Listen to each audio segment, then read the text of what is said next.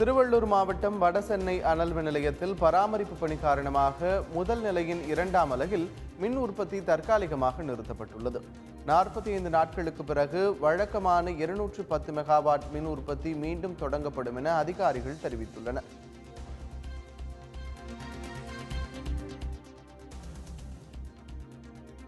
கிருஷ்ணகிரி மாவட்டம் ஓசூர் அருகே உள்ள நொகனூர் வனப்பகுதியில் கர்நாடக மாநிலம் பன்னார்கட்டா வனப்பகுதியைச் சேர்ந்த 50க்கும் மேற்பட்ட காட்டு யானைகள் முகாமிட்டுள்ளதால் அப்பகுதியை ஒட்டியுள்ள பொதுமக்களை பாதுகாப்பாக இருக்கும்படி வனத்துறையினர் எச்சரித்துள்ளனர்.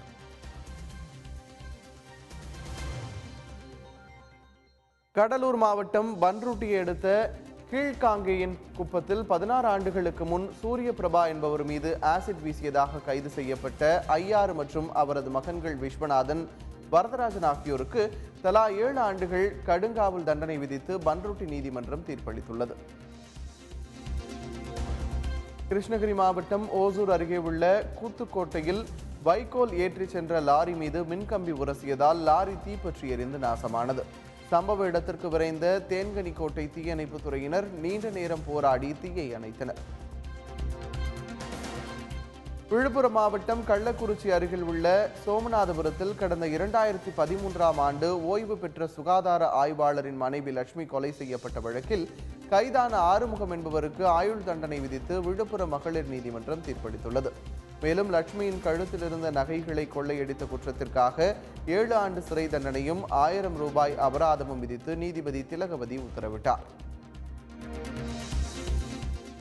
சாலைகளில் சிக்னல் உள்ளிட்ட பல்வேறு இடங்களில் விதிகளை மீறி வைக்கப்பட்டுள்ள விளம்பர தட்டிகளை அகற்ற வலியுறுத்தி தாக்கல் செய்யப்பட்டுள்ள மனுவிற்கு பதில் அளிக்கும்படி மத்திய மாநில அரசுகளுக்கு நோட்டீஸ் அனுப்ப சென்னை உயர்நீதிமன்றம் உத்தரவிட்டுள்ளது.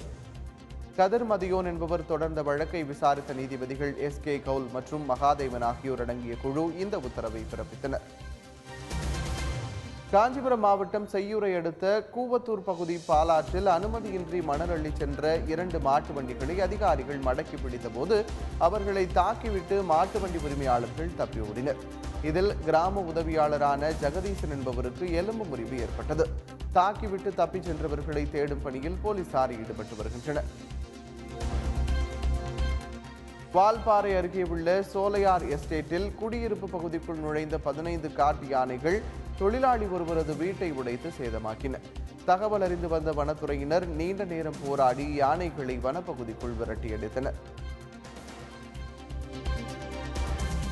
விருதுநகர் மாவட்டம் ஆலங்குளத்தில் உள்ள சிமெண்ட் ஆலையை மூட உள்ளதாகவும் அதை மூடக்கூடாது எனவும் கோரி உயர்நீதிமன்ற மதுரை கிளையில் திமுக பிரமுகர் ராதாகிருஷ்ணன் மனு தாக்கல் செய்திருந்தார்.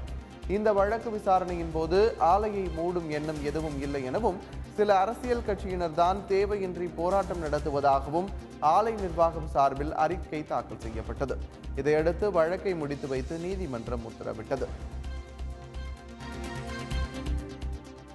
விழுப்புரம் மாவட்டம் கள்ளக்குறிச்சி அடுத்த மாமந்தூர் கிராமத்தை சேர்ந்த 7ஆம் வகுப்பு படிக்கும் மாணவி பார்வதி காய்ச்சல் காரணமாக மாவட்ட அரசு மருத்துவமனையில் சிகிச்சை பெற்று வந்தார். பின்னர் முண்டியம்பாக்கம் மருத்துவக் கல்லூரி மருத்துவமனை, புதுச்சேரி ஜிப்மர் மருத்துவமனை என சிகிச்சை அளிக்கப்பட்டும் பரிதாபமாக உயிரிழந்தார். இதையடுத்து மாணவியின் இரத்த மாதிரியை சென்னைக்கு பரிசோதனைக்காக அனுப்பி வைத்துள்ளனர். கன்னியாகுமரி மாவட்டத்தின் முக்கிய கத்தோலிக்க தேவாலயமான கோட்டார் சவேரியார் தேவாலயத்தின் 10ஆம் நாள் ஆண்டு திருவிழா கொடியேற்றத்துடன் தொடங்கியது. தினம்தோறும் திருப்பலி, நற்கருணை ஆசிர், தேர்பவனி போன்றவை நடைபெறவுள்ளன. 10வது நாளான டிசம்பர் 3ஆம் தேதி 10ஆம் நாள் திருவிழா நடைபெறும். அன்றைய தினம் உள்ளூர் விடுமுறை விடுபடுவதாக ஆட்சியர் சஜன் சிங் அறிவித்துள்ளார். நெல்லை மாவட்டம் பாளையங்கோட்டையில் உள்ள 100 ஆண்டு பழமையான தூய சவேரியார் தேவாலயத்தின் பெருவிழா கொடியேற்றத்துடன் தொடங்கியது. 10 நாள் நடைபெறவுள்ள இந்த திருவிழாவின் முக்கிய நிகழ்வாக 27ஆம் தேதி அன்று ஒப்புரவு அருட்பரசனமும், டிசம்பர் 2ஆம் தேதி புனிதர் தேர்பவனியும் நடைபெறவுள்ளது.